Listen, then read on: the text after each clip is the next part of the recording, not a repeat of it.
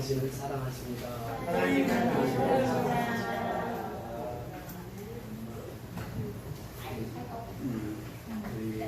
살면서 뉴스를 접하고 삽니다. 이 뉴스라고 하는 말은 영어로 NEWS입니다. N은 노스, 웨스트, 사우스, 이스트. 그래서 이 뉴스라고 하는 말은 동서남북에서 들려오는 소리를 말하고 있습니다. 근데 우리가 세상 소리를 들으면은 비우물가의 여인처럼 헛되고 어떤 소식들을 많이 접합니다. 세상에는 기쁨의 소식보다는 나쁜 소식이 더 많아요. 이게 신문을 보면서 느끼잖아요. 신문 지면에 쓰여지는 글들을 보면은 좋은 소식보다는 나쁜 소식이 훨씬 많습니다. 그런데 우리가 감추인 복이신 예수를 만나게 되면 복된 소식을 듣습니다. 이 복음입니다. 이 복음은 우리의 생명을 살리고 복음은 죽은 자를 살리는 능력이 있습니다. 그래서 우리는 복음을 듣기 위해서 오늘 이 자리에 나온 줄 믿습니다. 아멘. 우물가의 여인처럼 난구했네. 헛되고 어떤 것들을 그때 주님 하신 말씀 내 샘에 와서 생수를 마셔라. 예수님의 샘에 와서 생수를 마시는 여러분들이 될 수 있기를 주의 이름으로 축원을 드립니다. 많고 많은 사람들이 찾았었네요. 헛되고 어떤 것들을 주 안에 감추인 법에 세상 것과 난 비길 수 없네. 그렇습니다. 법에 이신 예수를 만난 사람은 세상 것과 예수님을 비교할 수가 없습니다. 내 친구여 거기서 돌아오라. 내 주의 넓은 품으로 우리 주님 너를 반겨 그 넓은 품에 안아주시니 누구든지 주님 품에 돌아오기만 하면 주님은 우리의 모든 죄를 사하시고 우리를 품어주시는 하나님이신 줄 믿습니다. 그래서 우리가 주님 품으로 돌아오는 길만이 사는 길입니다. 이 복된 소식이라고 하는 것은 무엇입니까? 예수님께서 2000년 전에 이 땅에 오셔서 내 죄를 위하여 예수님께서 몸짓기시고 피 흘리셔서 십자가에 죽으셨습니다. 그것을 기념하는 것이 많지 않습니다. 주의 성찬을 매주마다 떼면서 예수님이 내 죄를 위해서 십자가에 죽으시고 내 죄 때문에 예수님께서는 피를 흘리셨고 나를 살리기 위해서 예수님은 십자가에 죽으셨다고 하는 소식입니다. 이 소식을 접한 자들마다 기쁨의 소식을 나누면서 삽니다. 기쁨의 소식을 누리면서 삽니다. 기쁨의 소식을 전하면서 삽니다. 이것이 바로 성도의 생활이라고 하는 것입니다. 우리에게는 복음을 들려주셨습니다. 그리고 예수님께서 말씀하십니다. 너희는 온 천하에 다니며 만민에게 복음을 전파하라. 믿고 세례를 받는 사람은 구원을 받을 것이요 믿지 않는 사람들은 정죄를 받으라 말씀하십니다. 우리가 사도행전에 눈 하면은 사도행전 1장 8절을 우리가 기억할 수 있습니다. 우리 같이 한번 암송해 보실까요? 오직 성령이 너희에게 임하시면 너희가 권능을 받고 예루살렘과 온 유대와 사마리아 땅끝까지 이르러 내 증인이 되리라. 아멘. 주님께서 이 명령을 주셨습니다. 사도행전의 키, 사도행전의 눈은 바로 사도행전 1장 8절입니다. 오직 성령이 너희에게 임하시면 너희가 권능을 받고, 그러니까 하나님의 권능은 성령을 통해서 이루어진다고 하는 것이죠. 그래서 이 하나님의 권능을 받기 위해서는 기도에 힘써야 됩니다. 하나님께서 지상 대사명을 주시고 1장 14절에 들어가서 보니까 저희들 모인 무리들이 오로지 기도하기에 힘쓰니라 이렇게 말씀하십니다. 오늘 본문과 똑같은 말씀이 사도행전 1장 14절에도 나와요. 오로지 기도하기에 힘쓰니라.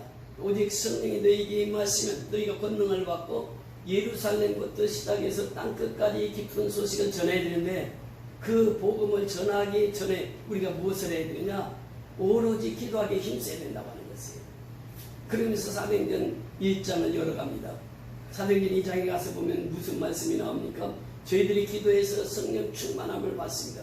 이 오순절에 기적의 역사를 침몰이 되는 것이죠.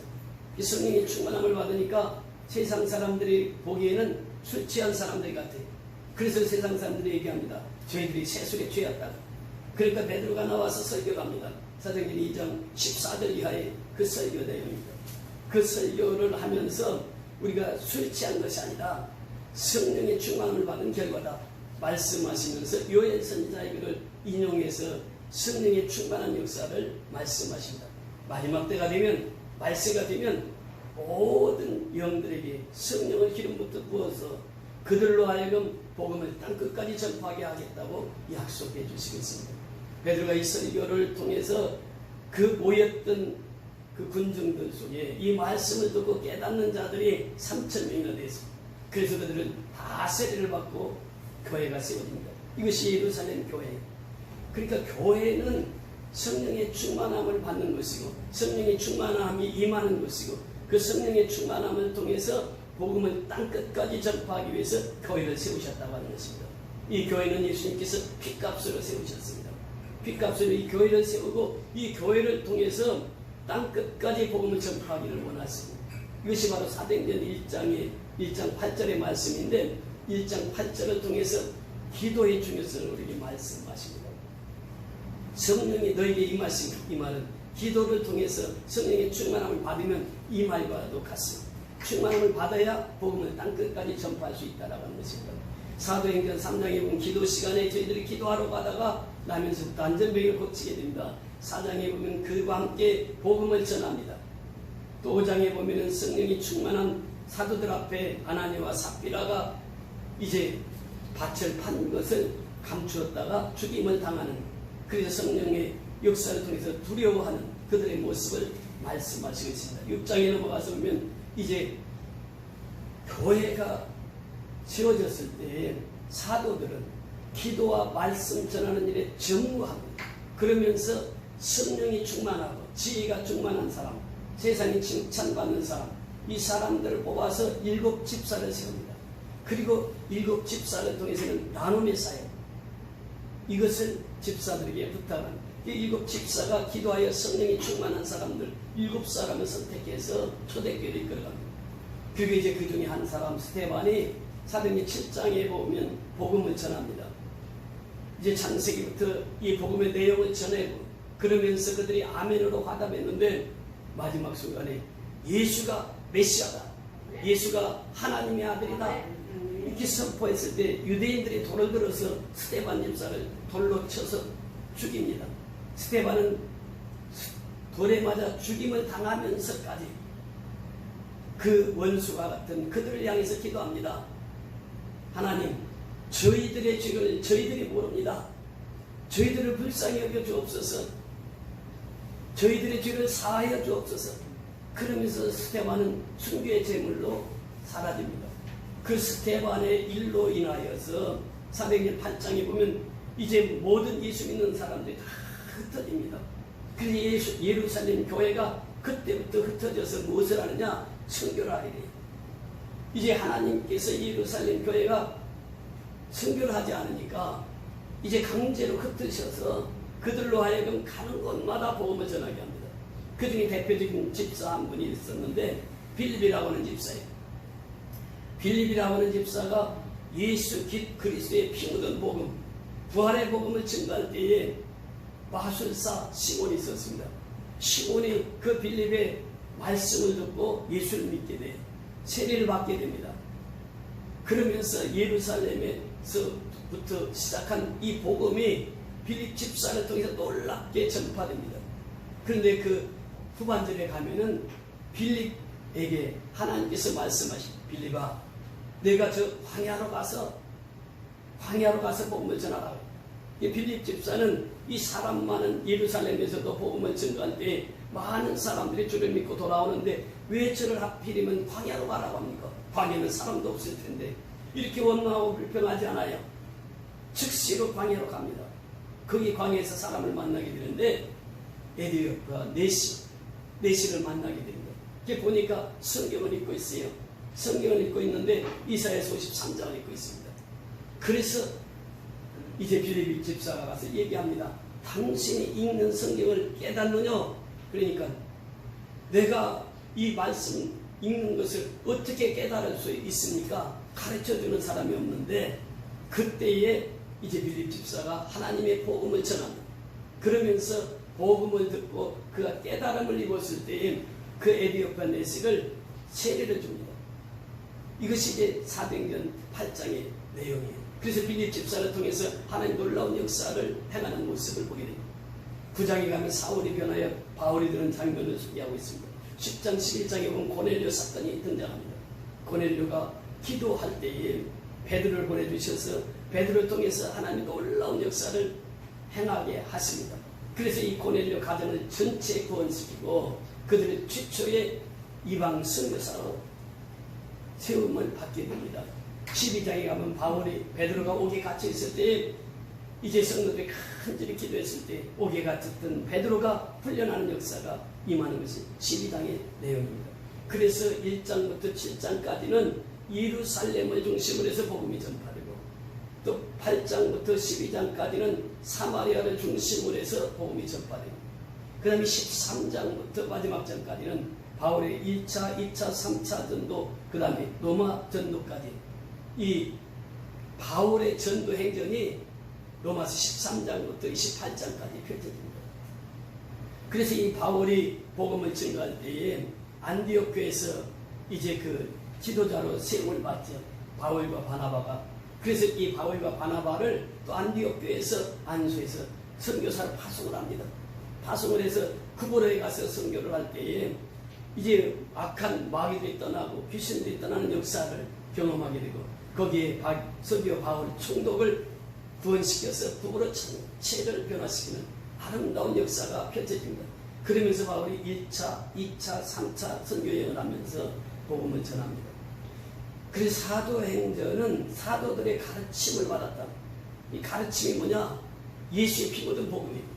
예수의 피가 우리 모든 인류를 구원하시고 예수의 피가 죽은 자를 살리고 예수의 피가 생명의 복음임을 깨닫게 하고 그 복음을 땅끝까지 전파할 것을 가르쳤습니다. 이 사도들의 가르침과 또 오늘 기도하기에 전혀 힘썼더라 이 말씀은 이 성경 전체가 구속사를 이루고 있습니다. 창세기부터 계시록까지 하나님이 어떻게 인류를 구속하는가를 그 기록하는 것이 성경입니다. 그래서 오스카 풀만 신학자가 고백하고 있는 것처럼 성경은 구속사의 이야기라고 하는 것이에요. 그래서 이 구속사를 말씀하시면서 이 생명의 복음을 전하기 위해서는 반드시 필요한 것이 있는데 그것이 무엇이냐? 기도라고 하는 것입니다. 그래서 예수님께서 요한복음 14장부터 16장까지 예수님 하루의 생활을 우리에게 소개하고 있는데 그 14장부터 16장까지 그리고 이 설교를 마치고 예수님이 십자가에서 죽으시고 그리고 십자가에서 죽으시기 전에 우리에게 부탁하신 것이 딱 한 가지가 있어요. 그것이 무엇인가 하면 7번을 거쳐서 예수님께서 계속해서 중복해서 말씀하시는 것이 있습니다. 그 내용이 이렇습니다. 너희가 내 이름으로 무엇을 구하든지 내가 시행하리니 이는 아버지로 하여금 아들을 인하여 영광을 얻으시게 하려 함이라. 내 이름으로 무엇을 구하든지 이렇게 표현합니다. 또 내 이름으로 무엇을 구하든지 내게 구하면 내가 시행하리라. 요한복음 14장 13절 14절의 말씀입니다. 그 다음에 요한복음 15장 5, 7절에 보면 너희가 내 안에 가고 내 말이 너희 안에 가면 무엇이든지 원하는 대로 구하라. 그리하면 이루리라. 무엇이든지 원하는 대로 구하라. 그리하면 이루리라 말씀하십니다. 요한복음 15장 16절에 보면 너희가 나를 택한 것이 아니요 내가 너희를 택하여 세웠나니 이는 너희로 가서 과실을 맺게 하고 또 너희 과실이 항상 있게 하여 내 이름으로 아버지께 무엇을 구하든지 다 받게 하려 하십니다. 또 요한복음 16장 23절에 보면 그날에 너희가 아무것도 내게 붙지 아니하리라. 내가 진실로 너에게 이르노니 너희가 무엇이든지 아버지께 구하는 것을 내 이름으로 주시리라. 요한복음 16장 24절에 보면 지금까지는 너희가 내 이름으로 아무것도 구하지 아니하였으나 구하라 그리하면 받으리니 너희 기쁨이 충만하리라 말씀하십니다. 그 다음에 마지막으로 요한복음 16장 26절 27절을 통해서 그날에 너희가 내 이름으로 구할 것이요 내가 너희를 위하여 아버지께 구하겠다 하는 말이 아니니 이는 너희가 나를 사랑하고 또 나를 하나님께로서 온 줄을 믿는 거로 아버지께서 친히 너희를 사랑하심이니라 이렇게 말씀하십니다. 예수님이 마지막 떠나면서 구하는 삶, 기도를 부탁하셨습니다. 그리고 십자가에 운명하십니다. 여기서 예수님께서 이 기도의 삶이 얼마나 중요한가를 우리에게 보여주시고 있습니다. 여러분 보세요. 우리가 이제 기도회를 보면은 새벽 기도회가 있습니다. 이 새벽에는 하나님의 놀라운 역사가 새벽 현장 속에서 나타납니다. 그 새벽 기도를 성경은 곳곳에서 우리에게 말씀하십니다. 창세기 22장 2절에 보면 아브라함이 아침에 일찍 일어나 이삭을 데리고 번제단에 올라가는 내용이 나옵니다. 이삭을 바칠 때도 새벽에 아브라함이 아침에 일찍 일어나서 이삭과 함께 동행합니다. 출애굽기 14장 24절에 보면 새벽에 여호와께서 불과 구름 기둥 가운데서 애굽 군대를 보시고 애굽 군대를 어지럽게 하시며 그 새벽에 홍해수가 갈라지는 역사가 그리고 새벽에 애굽 군대를 다 수몰시키는 역사가 이 새벽에 일어났단 말이죠. 홍해수를 가르는 사건도 새벽에 이루어집니다. 또 여호수아 1장 3장 1절에 보면 새벽에 요단강이 갈라집니다. 새벽에 여호수아가 아침에 일찍 일어나 이제 요단에 들라라고 명령하는 것이 여호수아 3장 1절 8절에 말씀하시고 있습니다. 그 새벽에 이 역사가 이루어집니다. 요단강이 갈라지는 역사가 이루어집니다. 새벽에 여리고성이 무너지는 역사가 이루어집니다. 여호수아 6장 11절에 보면 여호수아가 아침에 일찍 일어나 여리고성을 도니 그날은 7번 여리고성을 돌고 함성을 지를 때 그 난공불락의 성 여리고성이 무너집니다. 이 하나님께서는 시편 46편 5절을 통해서 내가 새벽에 도우리라 말씀하십니다. 이 새벽의 신앙을 통해서 하나님께서는 새벽 기도를 통해서 우리에게 힘주시고 능력 주시는 줄 믿습니다. 그래서 예수님께서도 새벽 미명에 마가복음 1장 35절에 보면 새벽 미명에 나가서 기도하기를 힘썼다 말씀하시고 있습니다. 그래서 우리는 새벽부터 하나님 앞에 기도하는 거예요. 대한민국이 이렇게 위대한 국가가 될 수 있었던 것은 우리가 예수를 믿고 새벽 기도를 우리나라에서부터 시작했습니다. 평양 저 장대인 교회에서부터 이 새벽 기도의 역사가 이루어집니다. 그래서 이제 한국에 들어와서 이 한국 민족을 통해서 이 새벽 기도를 수출하게 됩니다. 그래서 한국 사람들이 나가 있는 곳마다 새벽 기도가 있어요. 지금 다른 나라에서는 새벽 기도가 없습니다. 그런데 한국 선교사들이 들어간 나라마다 새벽 기도가 있어요. 그래서 사실 우리 교회가 이렇게 힘있게 선교할 수 있는 그 비결도 뭐냐? 새벽 기도예요. 우리는 365일 동안 새벽 기도를 하면서 참 하나님의 크신 은혜를 깨닫습니다. 그래서 미얀마 선교지 땅에 이렇게 복음을 전할 수 있는 것이죠. 사실 보세요. 이번에 13차를 통해서도 하나님의 살아계심을 우리는 경험하고 체험했습니다. 이 코로나 때문에 참 어려운 상황 속에서도 우리가 이번 다음 주면 또 쌀을 보내게 됐는데 다른 때 평상시보다 12차까지 쌀을 보낸 것보다 2배로 갑절로 쌀을 보내게 되었습니다. 하나님의 은혜요, 하나님의 축복인 줄 믿습니다. 우리가 이 사연을 통해서 하나님의 놀라운 역사들을 매 순간순간마다 우리는 경험하고 있습니다. 어제 오후였습니다. 전화가 왔습니다. 미얀마에 함께 동참했던 목사님, 신현정 목사님한테서 전화가 왔어요. 이분은 성결교회 선교국장 하셨던 분입니다. 이미 미얀마 땅에 그분을 통해서 여러 교회를 세웠습니다.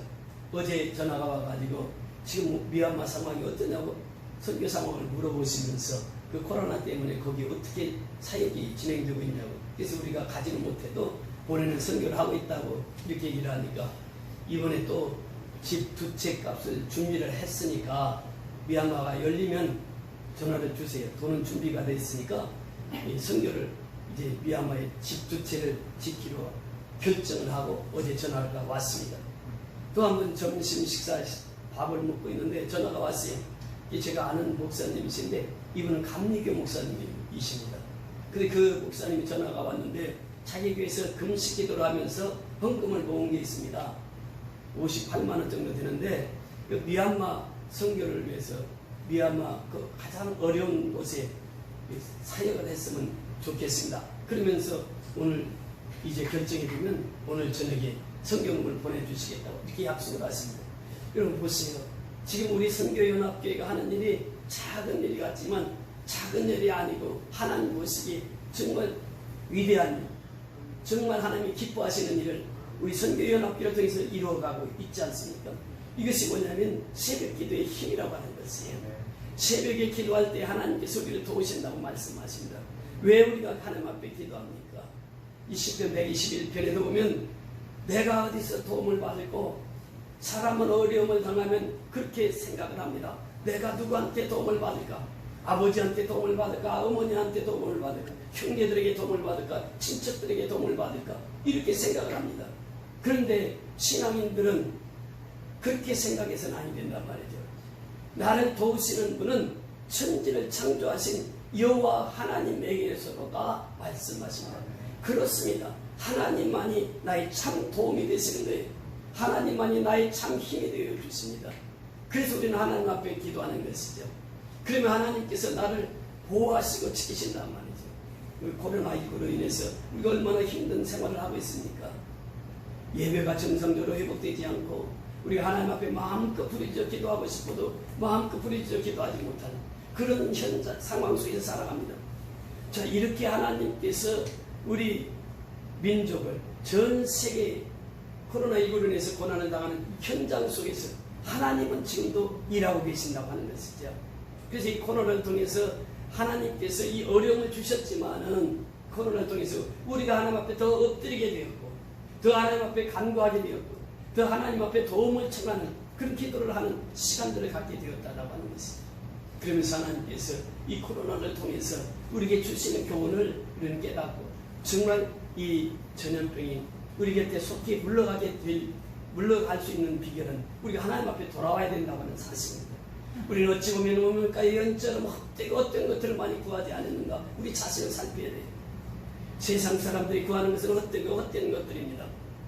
그래서 창세기 로마서 2장 18절 이하 보면은 하나님께서 말씀하셨습니다. 천지를 창조하시고 우주 만물을 주관하시는 하나님께서 내가 모든 사람에게 하나님의 살아계심을 증거하노라. 그러면서 먼저는 너희 속사람, 너희 마음속에 양심을 줬는데 양심이 하나님을 알게 하셨다 그래요. 그럼 그렇습니다. 예수를 믿는 사람이든 믿지 않는 사람이든 나쁜 일을 하면 마음이 두근거리고 콩닥거리 벌써 양심이 압니다. 양심을 통해서 하나님의 살아계심을 우리에게 증거하고 계시단 말이죠. 그러면서 또 천지 만물을 창조하신 창조주 하나님, 그 모든 피조물들이 하나님이 창조주라고 하는 사실을 알려주고 있다고 하는 것이에요. 그래서 사도 바울은 어떻게 고백하고 있느냐? 저희들이 하나님이 없음을 핑계하지 못할지니라 이렇게 말합니다. 누구도 그렇습니다. 예수를 믿는 사람이든 불신자든 하나님이 살아계심을 핑계할 수가 없다라고 다 알게 해주셨단 말이죠. 그런데 사람들이 하나님을 경외하지 않아요. 그 첫 번째 현상이 뭐가 나타나느냐? 하나님 앞에 영광을 돌리지 않습니다. 하나님을 영화롭게 하지 않아요. 하나님을 떠나면 떠나는 순간부터 하나님을 영화롭게 하지 않아요. 하나님이 인간을 만든 목적은 딱 두 가지. 첫째는 너희가 먹든지 마시든지 무엇을 하든지 다 하나님의 영광을 위해서 하라. 하나님께 영광을 돌리기 위해서 사람을 만들었어요. 그런데 사람이 하나님께 영광을 돌리지 않아요. 왜? 하나님을 떠나서 그랬어요. 하나님을 떠나면 하나님을 영화롭게 하지 않아요. 하나님께 영광을 돌리는 삶을 살지 않습니다. 두 번째 사람을 지으신 목적이 이사야서 43장 21절인데 그 말씀에 보면 내가 나를 위하여 너희를 지었나니 이렇게 표현합니다. 하나님이 나를 위하여 하나님을 위하여 사람을 지었다 이렇게 말씀하십니다. 여러분 창세기 1장 26절에 보면 하나님께서 하나님의 형상을 따라 사람을 창조하셨다 이렇게 표현합니다. 모든 피조물들은 하나님의 형상으로 지은 게 아니에요. 오직 사람만이 하나님의 형상으로 창조하셨습니다. 사람만이 하나님의 형상으로 창조하셔서 하나님의 모습대로 살게 하셨어요. 그러니까 이 하나님께서 사람을 지은 목적이 뭐냐? 하나님이 하나님을 위하여 사람을 창조하셨기 때문입니다. 그러면서 하시는 말씀이 저희가 나를 찬송하기 위함이라 말씀하십니다. 우리는 하나님을 이름을 높여 드려야 할 의무가 우리에게 있는 것입니다. 모든 사람에게는 하나님의 이름을 높이 찬양을 해요. 이것이 바로 하나님께서 우리에게 주시는 교훈의 메시지입니다. 그런데 하나님을 떠나니까 어떻게 됩니까? 우상 숭배를 합니다. 하나님을 떠난 사람은 하나님께 영광을 돌리지 않고 우상을 숭배하는 거예요. 다른 신을 섬깁니다. 우리가 신앙생활하면서 우상 숭배가 무엇일까요? 내가 하나님을 섬긴다고 하면서도 내 마음이 하나님께 집중되지 못하면 바로 우상이 내게도 들어오는 것이에요. 여러분 보세요. 우상이라고 하는 것은 하나님보다 더 사랑하는 모든 것이 다 우상입니다. 그러니까 우상 숭배는 예수 믿는 사람들도 많이 하고 있단 말이죠. 하나님보다 더 사랑하는 것이 있다. 그것이 바로 우상이라고 하는 것이에요. 그러면서 하나님 떠나는 두 번째, 감사가 사라집니다. 사람은 감사에 삽니다. 감사하는 사람은 늘 기쁨으로 살아갑니다. 감사하는 사람 늘 즐겁게 살아갑니다. 감사하는 사람은 마음이 평안합니다. 이 감사가 사라지는 거예요. 그러니까 하나님 떠나는 순간 감사가 사라집니다. 감사치 아니하고 해요. 그러면 세 번째, 헛된 신을 섬기게 됩니다. 우물가의 여인처럼 헛되고 헛된 것을 구하고 살아가는 것입니다. 주님을 못 만나면, 주님을 떠나면 그 헛되고 헛된 인생을 살아가게 된다고 하는 것입니다. 솔로몬이 전도서에 보면 그 말씀을 기록합니다. 해 아래는 새 것이 없나니 헛되고 헛되며 헛되고 헛되도다. 이것이 솔로몬의 고백입니다. 그 인생을 보세요. 얼마나 화려한 인생을 살았어요. 사람의 눈으로 보기는 화려한 인생이었지만 하나님 보시기에는 그가 헛된 인생을 살았다고 고백하고 있는 것입니다. 그래서 오늘 이 사도의 행전을 통해서 우리에게 주시고자 하는 메시지가 무엇입니까? 이 기도에 전혀 힘썼다. 오로지 기도에 힘썼다. 이 말은 기도라고 하는 것이 사도행전 액치를 통해서 풀어보면 그렇습니다. 첫째, 어도레이션, 하나님을 경배하고 하나님을 찬양하는 것이 기도다. 이 기도할 때는 제일 먼저 하나님의 이름을 높여드리는 거예요. 하나님을 찬양하는 것입니다. 그 다음에 두 번째가 뭐냐면 컨페이션입니다. 이건 고백입니다. 내가 한 주 동안 하나님 앞에 정말 사랑받고 산다고 살았는데 하나님은 나를 죽기까지 사랑하셨는데 나는 주님을 위해서 무엇을 했느냐? 내 너를 위하여 몸버렸구만. 너는 나를 위해서 무엇을 했느냐? 이것을 날마다 하나님 물어보시는 거예요. 그래서 우리는 철저하게 고백된 신앙 속에 살아요. 하나님, 내가 한 주간도 하나님 뜻대로 살지 못한 것을 하나님 앞에 철저히 회개합니다. 고백합니다. 이것이 바로 두 번째 기도 제목이 되어야 된다고 했습니다. 세 번째는 항상 감사하는 성도의 삶이에요. 여러분 잠자리에서 일어나면서 무엇을 위해서 감사합니까? 내가 지금 숨쉬고 있는 그것에 대해서 감사해야 돼요. 왜? 하나님께서 공기 주셔서 내가 숨쉬고 살 수 있는 것이에요. 하나님 공기 주시지 않으면 나는 살아있을 수가 없는 것이에요. 그 잠자리에서 일어나면서부터 하나님 앞에 감사합니다. 이것이 바로 우리 일상이 되어야 된다고 하는 것입니다. 그래서 기도는 감사의 기도예요. 마지막 중요한 것이 어떻게 계십니다. 그래서 간구입니다. 이 간구라고 하는 것은 우리가 간구할 때 하나님의 위대한 역사가 나타나요. 빌립 집사가 간구했을 때에 마술사가 와서 이제 하나님 앞에 와서 세례받죠. 또 베드로가 간구했을 때에 이제 하나님의 놀라운 역사를 체험했죠. 사도 바울이 간구했을 때 하나님 놀라운 역사를 체험했습니다. 우리는 간구하는 삶, 도구하는 삶, 남을 위해서 기도하는 삶, 이 삶으로 하나님 앞에 영광을 돌리며 살아야 될 줄 믿습니다. 그래서 하나님께서는 지금도 기도하는 자들에게 능력을 주시고 그 능력을 통해서 하나님께서는 복음이 땅끝까지 전파되기를 원하신다고 하는 것입니다. 사도들만 그 능력을 받은 것이 아닙니다. 오늘날 우리 성도들도 똑같습니다. 그래서 빌립 집사가 기도했을 때 그 놀라운 역사를 이루셨던 것처럼 하나님께서 모든 성도들의 기도를 들으시고 기도하는 자들에게 성령의 충만한 능력을 주셔서 성령의 능력으로 말미암아 복음을 땅끝까지 전파하게 하는 줄 믿습니다. 아멘. 그래서 우리가 해야 할 것은 기도예요. 기도보다 중요한 것이 없어요. 구하라 얻을 것이요 찾으라 찾을 것이요 문을 두드리라 열릴 것이니 구하는 이가 얻을 것이요 찾는 자가 찾을 것이요 문을 두드리는 자에게 열릴 것이다 말씀하십니다. 그러면서 하나님께서 말씀하십니다. 구하는 자에게 좋은 것을 주시겠다. 그것이 무엇입니까? 성령. 성령을 받아야 우리는 성령의 충만함을 받아야 이 복음을 땅끝까지 전파할 수 있게 되는 줄 믿습니다. 주님은 우리에게 말씀하신다. 아무것도 염려하지 말고 오직 너희 구할 것을 감사함으로 하나님께 아뢰라. 그런 모든 지각에서 뛰어나신 하나님의 평강이 그리스도 예수 안에서 너의 마음과 생각을 지키시라. 우리 코로나19로 인해서 우리의 마음과 또 우리의 가정과 우리의 사업장이 힘든 것 알고 있습니다. 주님께서 우리에게 말씀하십니다. 아무것도 염려하지 말고 오직 너희 구할 것을 감사함으로 하나님께 아뢰라고 하는 것이에요. 그러면 하나님께서 모든 지각에서 뛰어나신 하나님의 평강이 너희 마음과 생각을 그리스도 예수 안에서 지키시려고 말씀해 주시겠습니다. 아무튼 우리가 이 어려운 시기에는 정말 하나님 앞에 나와서 무릎 꿇는 이것이 바로 우리의 축복된 삶인 줄 믿습니다. 그래서 이 기도라고 하는 것은 프로스코네요. 납작 엎드리다 그런 뜻입니다. 하나님 앞에 와서 납작 엎드릴 때 하나님께서 우리에게 능력을 주셔서 그 능력 가지고 미얀마 선교하고 땅끝까지 복음을 전파하는 저와 여러분이 다 되어서 하나님 앞에 인정받고 쓰임받는 주의 종들로 살아가시기를 주의 이름으로 축원을 드립니다. 네. 다 같이 일어나셔서 초청 찬송